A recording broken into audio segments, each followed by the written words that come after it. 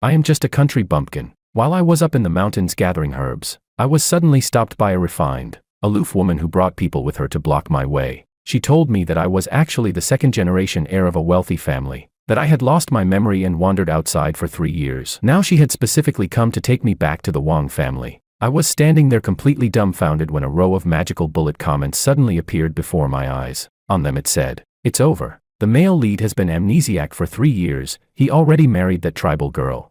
In the previous life, the female lead, as his fiancée, forcibly brought people to tie the male lead up and drag him back to the Wang family, forcing him to fulfill their engagement. As a result, the tribal girl jumped into the river and killed herself that very day. Who would have thought that after the male and female lead stayed together until old age, the male lead still resented the female lead for forcing the death of the female supporting character? His dying wish was actually that in his next life, he wouldn't want to regain his memory. This time, our big female lead has already accumulated enough disappointment. Since the male lead likes wildflowers by the roadside, then let's respect his choice and wish him well." I glanced at the woman in front of me. With a look of disgust, she said, "I'm not close to you. Your grandfather asked me to come." The next second, I smiled and replied, "All right then, wait here. I'll go get my wife and we'll head back together." As soon as the words left my mouth, the woman in front of me let out a cold snort. Again and again. Chapter 1. Save me. There's a random, ridiculously beautiful woman standing next to me, snorting non-stop, one after another, like the pigs in our village. To stop her, I made awkward small talk. "What's your name?"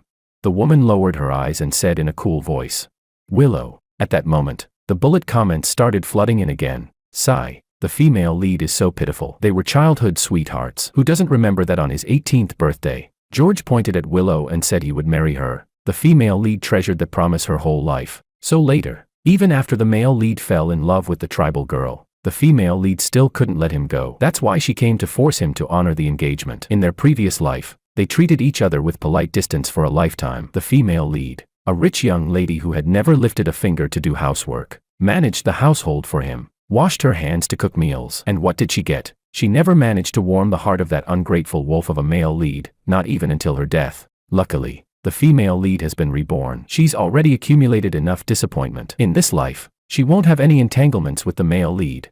It's all the tribal girl's fault for butting into their relationship. What a shameless homewrecker. What kind of nonsense is this? Mulling over the bullet comments, I returned to the village. A sudden summer wind rose, accompanied by the crisp clinking of silver ornaments. A tribal girl lifted the curtain and walked out. The bullet comments suddenly exploded. One comment read, "Wait, is this the so-called shameless homewrecker? She's breathtakingly gorgeous. Holy crap, I suddenly kind of understand the male lead. She's way too beautiful, cool porcelain skin, peach blossom eyes, and even a tiny beauty mark at the corner of her eye." The bullet comments do have good taste. Anna is the prettiest girl within miles around. Anna's peach blossom eyes glanced at the woman beside me. She smiled gently. "Honey, who's the auntie next to you?" Chapter 2. Under the unknown lady's cold snorts and dark expression, Anna and I returned to the Wang family estate. The moment we stepped through the doors, the elegant lady in front of me threw her arms around me and cried for a long time. My heart tightened with hers, and I couldn't help but tear up as well. That was when I learned that I was the only son of the Wang family. "My name is George Wang." After hearing about what had happened to me, Mother Wang glanced at Anna beside me, who was dressed in distinctive tribal clothing, her slender waist exposed. In a gentle voice, she said, "Thank you for saving my son. Here's 5 million. You can take it and return to your village." I immediately spoke up. "Mom, this is my wife. We're already married." Mother Wang's expression turned serious. "What nonsense are you talking about? Your fiancée is Willow. You two grew up together, understand each other, and your families are perfectly matched." She continued. "Look at her, bare midriff, earrings everywhere. What kind of image is that? Now look at Willow, graceful and refined, intelligent and capable, Mother Wang paused, then said, "In short, whether it's her appearance or her family background, she's impeccable. That's the kind of woman you should marry." I was speechless. The bullet comments started flooding again. Exactly, the female lead is the best. In her previous life, she stayed home as a housewife, an excellent cook, even knitted sweaters and scarves for the male lead. Sadly, she still couldn't warm his cold heart. Another comment read, "In this life, after giving up on him, she's determined to follow the strong female lead path, taking over the company and becoming independent and powerful. Wang family, stay away from our queen. She has no interest in marrying a scumbag." Scumbag. So now I'm the scumbag male lead.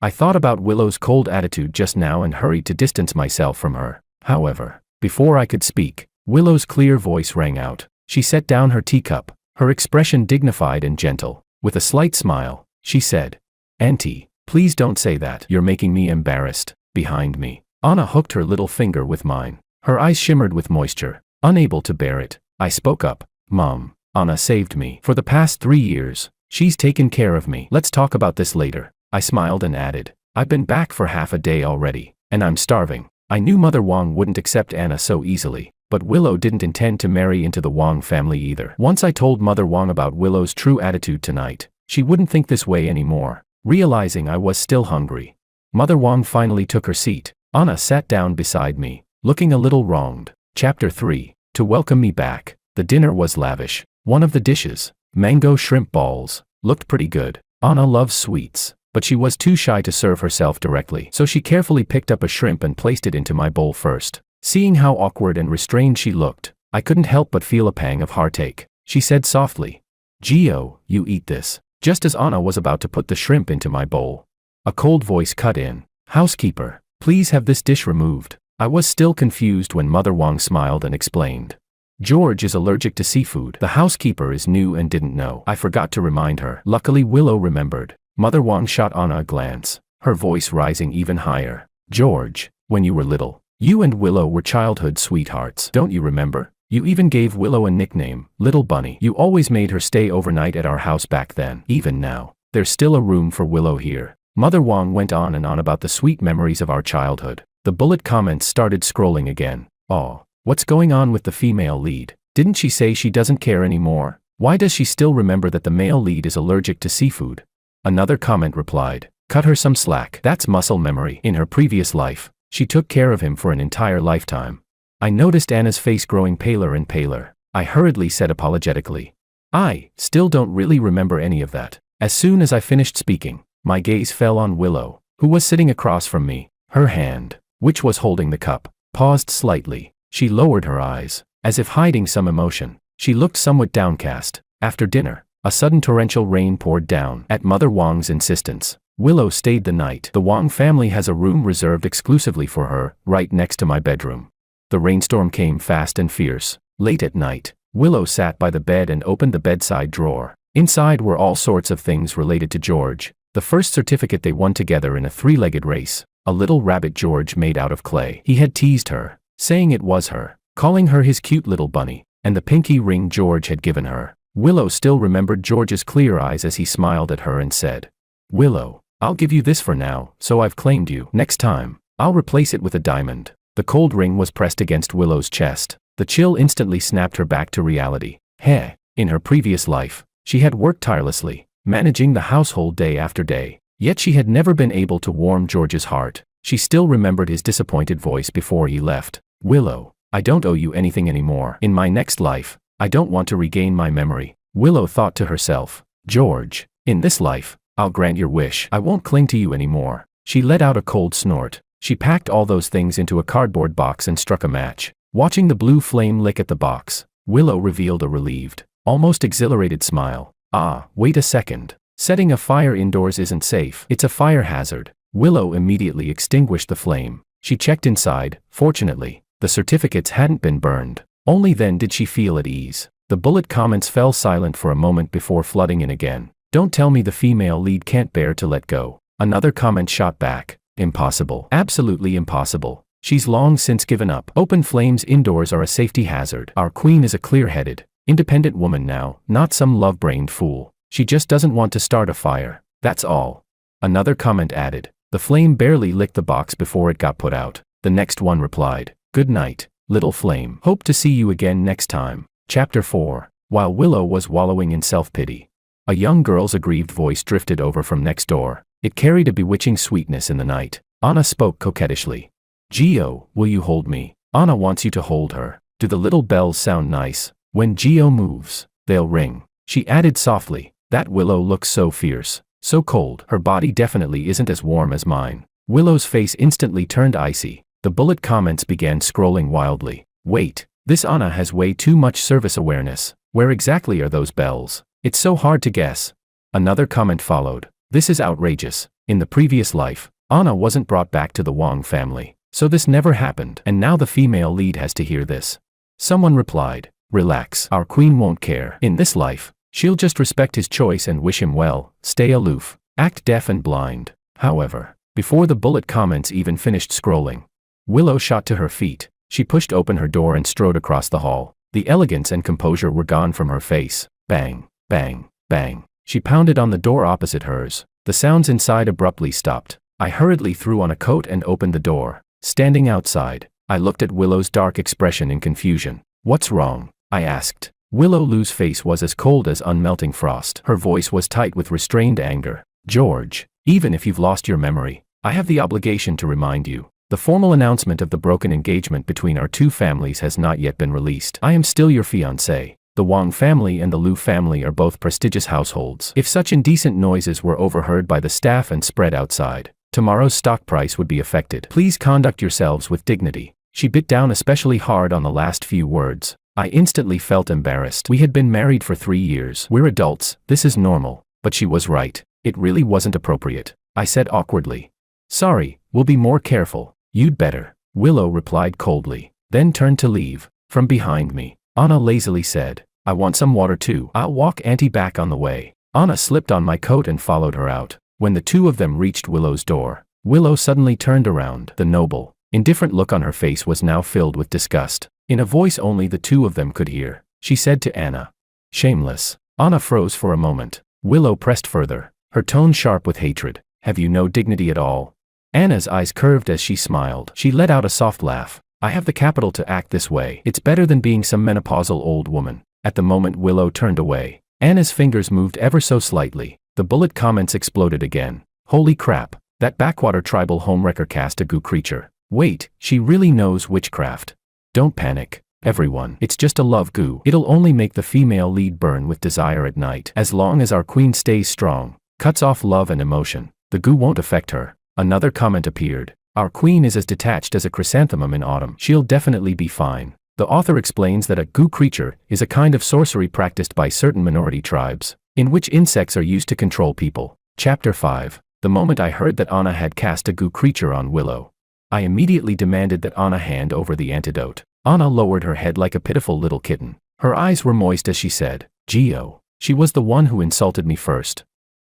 I just wanted to teach her a lesson." Would someone as dignified and refined as Willow really insult people? Anna can be sharp-tongued and sly. I couldn't help but doubt her. Seeing the suspicion in my eyes, Anna looked even more wronged. She bit her lip, turned her head away, and said in a trembling voice, "Anyway, I don't have an antidote." I felt helpless. I stood up, intending to check on Willow. Anna, sitting by the window, tugged at my sleeve. She looked up at me, her eyes shimmering. "Gio, as long as Willow has no feelings for you, she'll be fine." I recalled what the bullet comments had said, that Willow was detached and indifferent, as serene as a chrysanthemum. She should be fine. Anna wrapped her arms around my neck, her voice slightly husky. "All right, Gio, let's go to sleep. Anna will be good. I won't make any noise." Just as I was about to relax, the bullet comments panicked. "That vixen is harming our queen.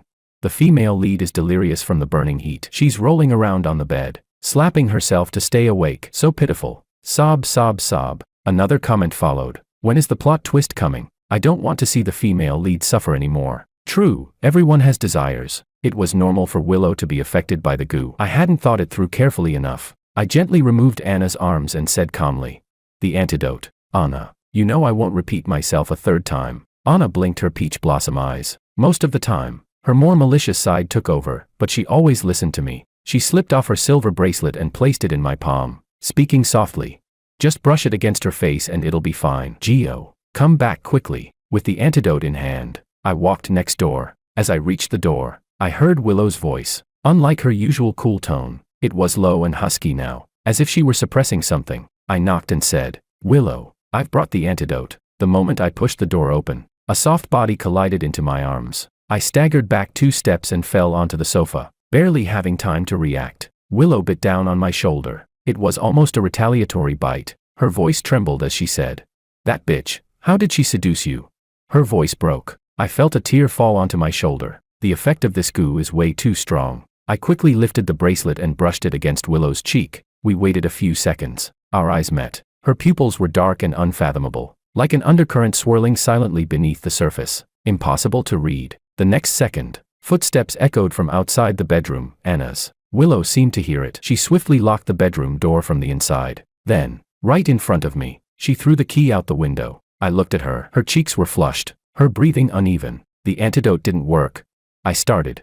Hey, you. Before I could finish, she wrapped her arms around my neck and kissed me. She said, when you're young, you don't realize the charm of a mature woman, and mistake a naive girl for treasure. Can that little girl really take care of you?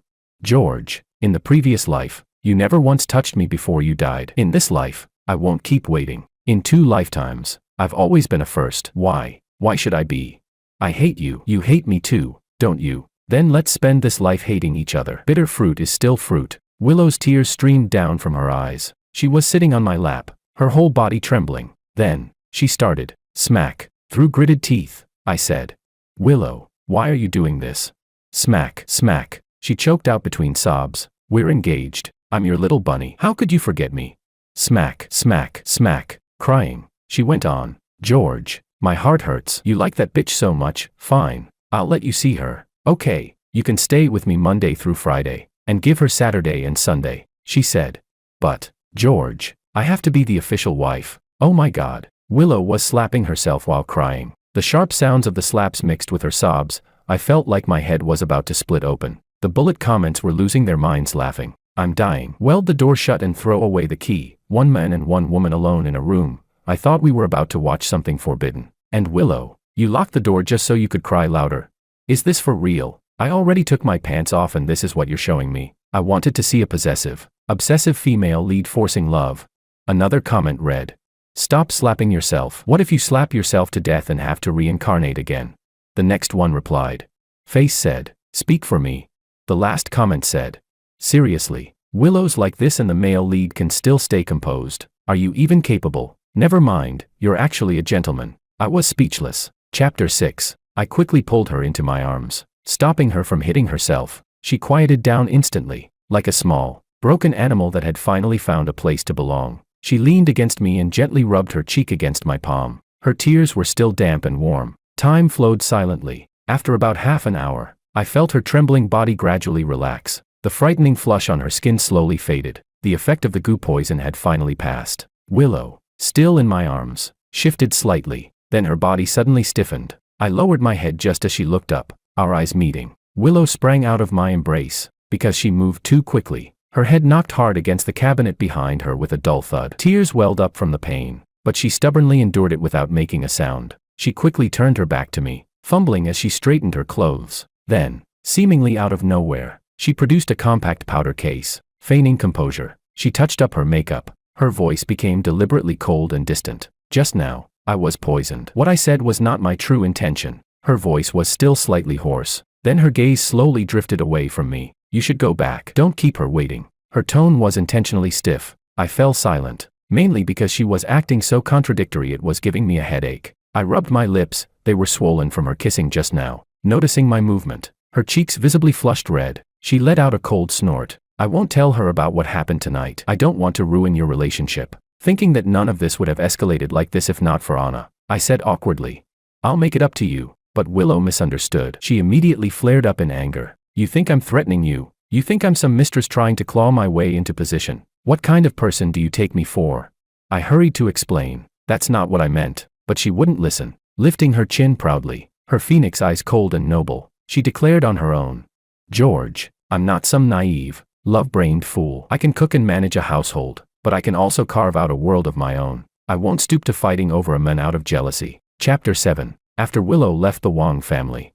As the heir to the Wang family, I began taking over the family business. Anna stayed by my side. Father Wang and Mother Wang couldn't accept her. The rest of the Wang family couldn't accept her either. Anna understood this perfectly well. The lively girl from the village gradually grew quieter. I could clearly feel that she wanted to learn finance, learn management. She even wanted to learn cooking and tea ceremony properly so she could take better care of me. But she wasn't suited for any of it. The Anna in my memory was a breathtaking girl stepping out of the mountain mist. Now she was becoming more and more subdued, like a little butterfly drenched by rain. I began to feel sorry for her. One night, very late, I returned to the bedroom after finishing some documents, only to find that Anna was still awake. She was sitting on the floor, surrounded by a circle of lit candles. In the middle was my laptop, its screen filled with red and green stock K-line charts, and in her hand, she was holding a purple toad, muttering incantations under her breath. I was startled, afraid she was about to harm someone again. I hurriedly asked, "Anna,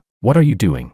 Anna looked up at me, the corners of her eyes slightly raised, her gaze bright. "Gio, I'm calculating the market trend for you. I've been feeding this fortune-attracting toad for 5 days. Just now it jumped 3 times toward the water basin. Gio, if you buy shares of Orange Technology, they'll definitely rise." I looked at the toad hopping in place. The toad stared back at me. Ribbit. I felt like laughing, but after the laughter came a wave of bitterness. Anna didn't understand any of this. She only knew that I wanted to make money, that I wanted the Wang family to prosper. So she overextended herself, raising goo creatures to help me. It made me feel a little sad. Anna had always been proud. It was only after following me out into this world that she tasted what inferiority felt like, especially after attending banquets with me. She didn't understand dining etiquette. She didn't understand wine tasting. Sometimes when I was discussing business, she would be left standing alone. Someone must have mocked her, because when we returned home, she would rip off her evening gown and fling it aside. Barefoot, dressed in her meow attire again, her aggrieved eyes glistening, she said,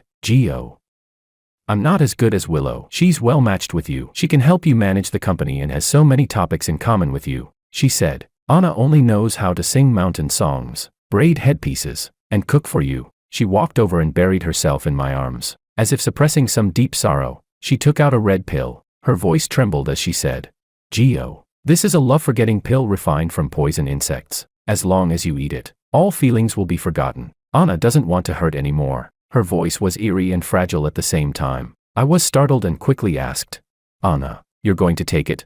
Anna looked at me and shook her head. A flash of malice crossed her beautiful eyes as she said slowly, "Gio, I mean, why don't we give it to Willow? That way she won't keep thinking about you or those people who laugh at me. We can give each of them one. Let them all become idiots." The bullet comments instantly exploded. "Unbelievable, unbelievable. Breaking Bad is here." Another comment read, "Devoted female lead. Just wait another lifetime." And well, the homewrecker does look pitiful, though it's kind of funny too. Chapter 8. Just as I had thrown myself into expanding the Wang family's business after returning home, Willow was doing the same. She worked overtime relentlessly, took on major projects, as if trying to prove something. Since the Wang family and the Lu family had long been business partners, it was inevitable that we would cross paths in the corporate world. Whenever I saw Willow, she was poised and dignified, her temperament cool and untouchable. Just as the bullet comments had predicted, she had truly become an independent leading woman. While I was silently respecting her and wishing her well, the Wang family received a marriage alliance proposal from the Lu family.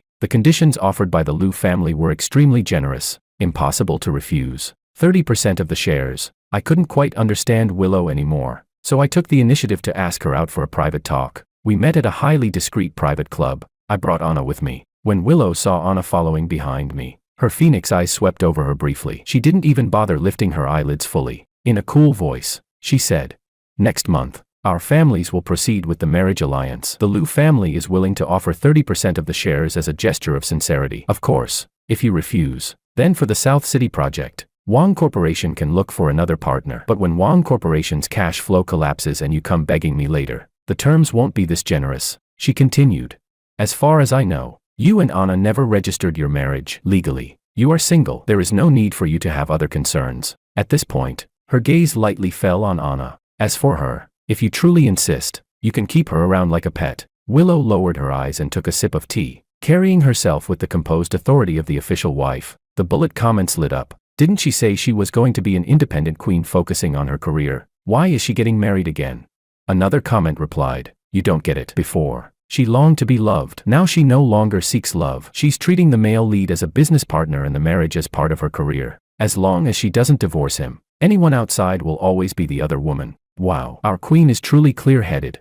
Willow then glanced at Anna again and said, "Since you seem to be serving him with some dedication, I'll allow you to remain by George's side. But don't act too ostentatiously in public. Don't damage the reputation of our two families, and tone down that seductive demeanor. From now on, you will report to me every morning. If I do not grant permission, you are not to be alone with George." Anna trembled with anger, her fingers shaking slightly, afraid she might cast another goo creature. I quickly grabbed her hand. Willow sat on the sofa, completely at ease. "Oh, and one more thing. From now on, don't wear bright red dresses. You should wear pink. The bullet comments scrolled wildly. Willow OS, red is reserved for the official wife. You pretentious coquette can only wear pink this lifetime and serve as background decoration. As expected of the leading woman, this time she must win. I remained silent. I looked up at Willow's calm face, confident, composed. I had to admit, she had offered terms that neither I nor the Wang family could refuse. A combination of pressure and persuasion. A masterful move. She was right.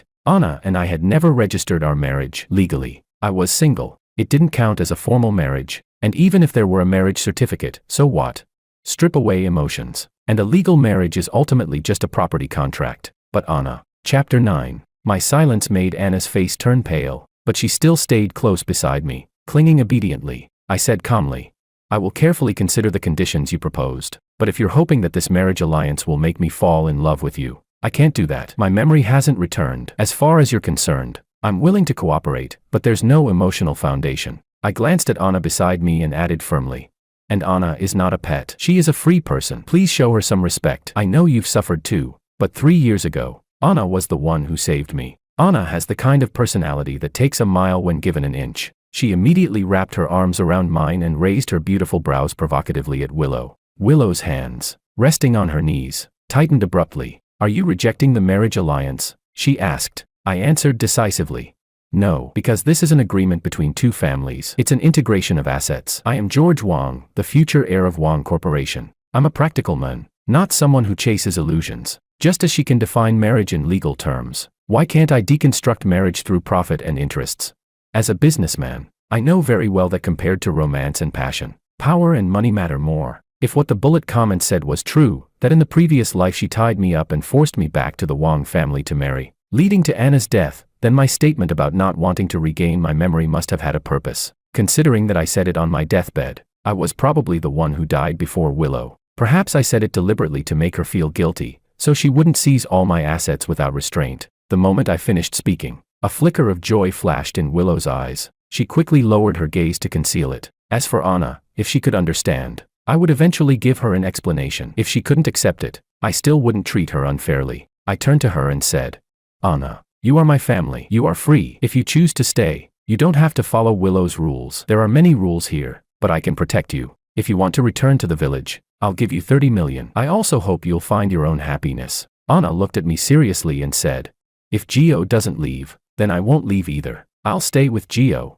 I nodded. Then I shifted my gaze to Willow, silently asking for her stance. Willow's eyes circled slowly over Anna. Anna bit her red lip, lowered her head, and said softly, I'm willing to stay by Geo's side. I'll listen to you. You are my big sister. Willow pressed her thin lips together. A faint smile shimmered in her phoenix eyes. There was even a trace of vindictive satisfaction. The bullet comments scrolled in real time. Impressive. Willow's teaching victory. The female lead is so calculating, playing the homewrecker in the palm of her hand. Another comment added.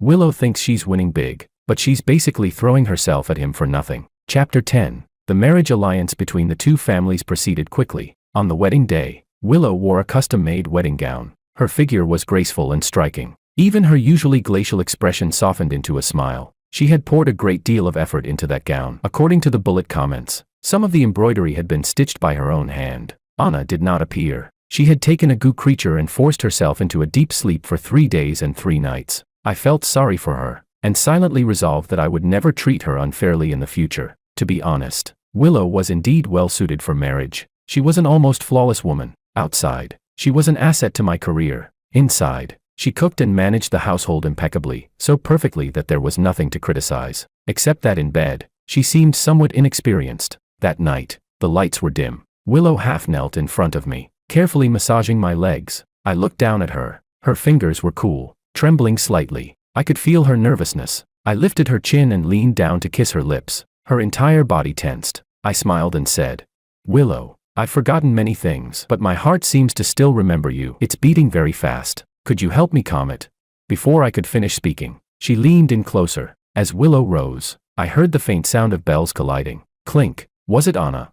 No. Willow stepped out of her short skirt. Silk slipped from her shoulders. What met my eyes was a delicate butterfly bell body chain draped across her pale skin. Willow worked out regularly, and the chain traced the elegant curves of her figure. Under the dim light, it shimmered with a lavish golden sheen. It fell from her neck, cascading down and gathering at her slender waist. As Willow's breathing rose and fell, The butterfly bells swayed gently. Clink. The sound made one's heart pound. Willow pressed her lips together and said, "Anna said you like this kind of sound." Her voice was restrained, though faintly hoarse. "I'm not inferior to her in any way." She leaned closer, her voice calm yet stubborn. "George, ever since I was very young, I decided I would marry you. I studied finance and management. I learned to cook the dishes you like. I cultivated your hobbies. Everything I've done was for the day I could be with you. If fate deliberately placed Anna between us, then I accept that, because heaven has already compensated me. I truly believe that being given another chance was meant for me to become better, and to win back your love. I will do so well that you won't have the energy to look at anyone else."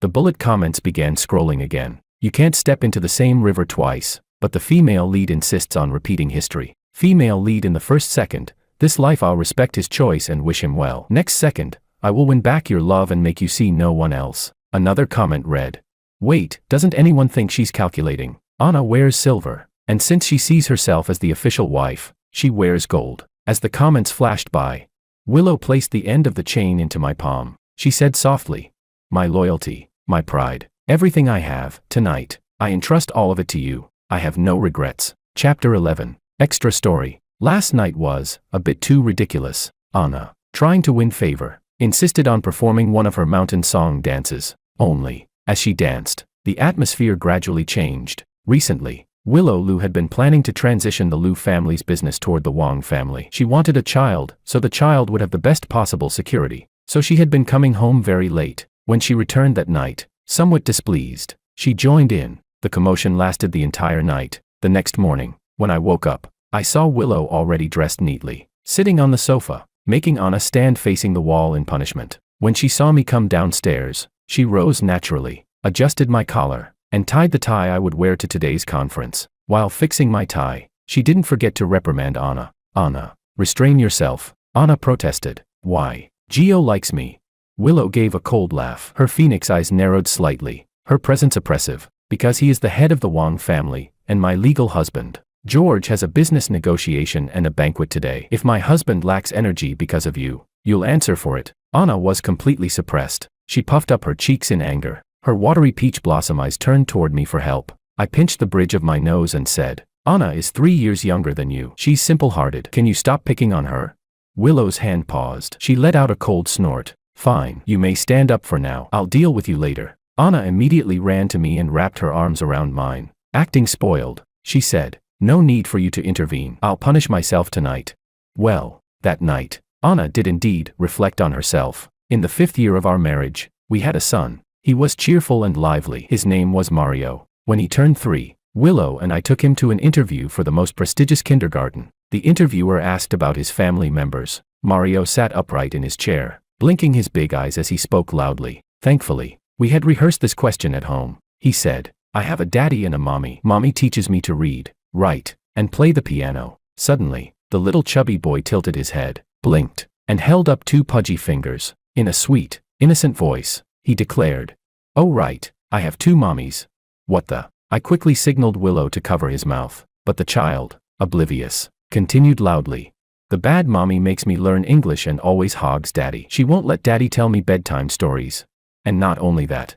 Mario suddenly lowered his voice, looking like a tiny adult gossiping. "The bad mommy always makes mistakes. Last time I heard mommy say she did something wrong and asked daddy to punish her however he wanted. The next day I asked what she did wrong, but she wouldn't tell me. PFF. I nearly spat out the mouthful of water I had just taken. Willow's ears turned bright red instantly. Her cool, beautiful face changed color. The interviewer's expression toward us shifted immediately. Willow hurried to explain. "That is part of our family's unique educational approach." But Mario wasn't finished. His eyes lit up, and his tone suddenly became cheerful again. "I also have a pretty mommy. Pretty mommy is the best. She catches lots of colorful bugs for me to play with, and she secretly gives me chocolate. She can even leap across rooftops. I like pretty mommy the most."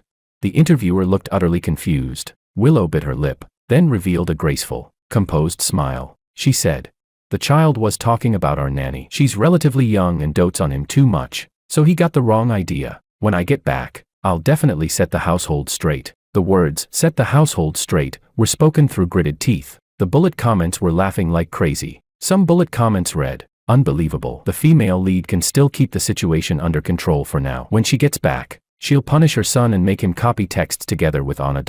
The female lead said it's all because Anna is uneducated, always filling her son's head with all sorts of nonsense.